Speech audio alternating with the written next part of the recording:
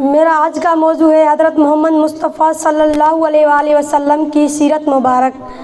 مشکل تھے راستے آسان ہو گئے، مشکل تھے راستے آسان ہو گئے، دشمن یہ دیکھ کر حیران ہو گئے، دشمن یہ دیکھ کر حیران ہو گئے۔ رکھا میرے نبی نے دنیا میں جب قدم، رکھا میرے نبی نے دنیا میں جب قدم، تو پتھر بھی کلمہ پڑھ کر مسلمان ہو گئے۔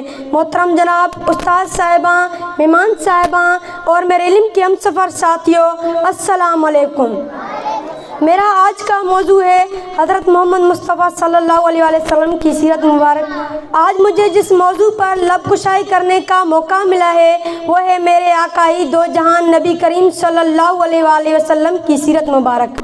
زمین سے آسمان کی طرف پرواز کرتی ہوں، زمین سے آسمان کی طرف پرواز کرتی ہوں، خدا کا نام لے کر میں اپنی تقریر کا آغاز کرتی ہوں، خدا کا نام لے کر میں اپنی تقریر کا آغاز کرتی ہوں۔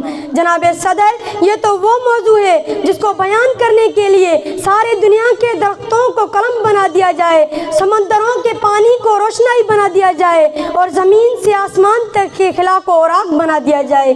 یہ تو گمان کیا جا سکتا ہے کہ قلم ختم ہو جائے گا، سمندروں کا پانی خشک ہو جائے گا اور زمین سے آسمان تک کے خلا پر ہو جائے گا، لیکن ہمارے نبی کریم صلی اللہ علیہ وآلہ وسلم کی شان مبارک مکمل نہ ہو پائے گی۔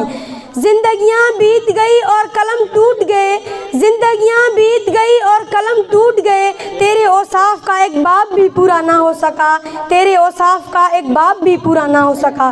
جناب صدر، ایک مومن کے لیے، ایک مسلمان کے لیے، ایک کلمہ گو کے لیے میرے نبی کریم صلی اللہ علیہ وآلہ وسلم کی ذات گرامی ہر لحاظ سے مرکز و محور ہے۔ یہ ایمان و اعتقاد کا مباح ہے کہ زمین و آسمان، یہ طرفین، یہ مشرقین، یہ مغربین میرے نبی کریم صلی اللہ علیہ وآلہ وسلم کی جلوے دیتے ہیں، مگر رسول صلی اللہ علیہ وآلہ وسلم تو ورا الوراہین، ہمارے پہچان کی حد سے بھی بالا تر۔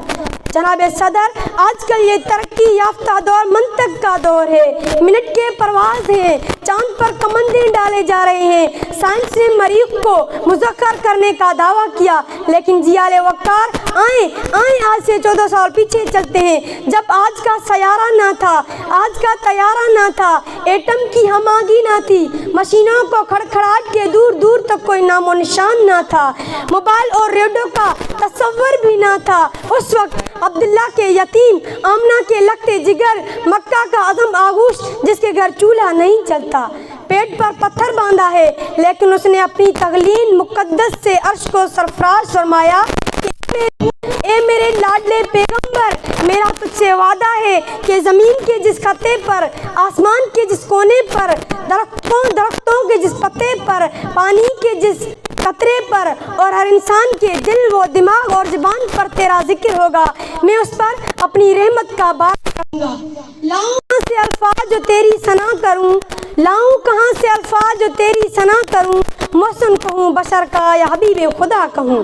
جناب صدر، جب ہمارے نبی کریم صلی اللہ علیہ وآلہ وسلم اس دنیا میں آئے تو زمین نے کہا میری رونق آ گئی، بے سہاروں نے کہا ہمیں سہارا مل گیا، غلاموں نے کہا ہمارا آقا آ گیا، اور رحمت خداوندی نے کہا مجھے رحمت للعالمین مل گیا۔ جناب صدر، جب ہمارے نبی کریم صلی اللہ علیہ وآلہ وسلم اس دنیا میں آئے تھے تو دو جہاں روشن ہو گئے۔ میرے نبی تو وہ نبی ہے جس کے آنے سے دو جہاں روشن ہو گئے۔ میرے نبی تو امن اور محبت کے پیغام تھے، آپ صلی اللہ علیہ وسلم ہر انسان کے لیے پیغام نجات لے کر آئے تھے۔ میں اپنی تقریر اس شعر سے ختم کروں گی۔ نگاہ عشق و مستی وہیں اول وہیں آخر، نگاہ عشق و مستی وہیں اول وہیں آخر، وہیں قرآن وہیں فرقان وہیں یاسین وہیں توحا۔ سرکار کی آمن، پیارے کی آمن، دلدار کی آمن، لگاتے ہیں نعرہ یہ ایمان والے، لگاتے ہیں نعرہ یہ ایمان والے، محمد ہماری بڑی شان والے، محمد ہماری بڑی شان والے۔ شکریہ۔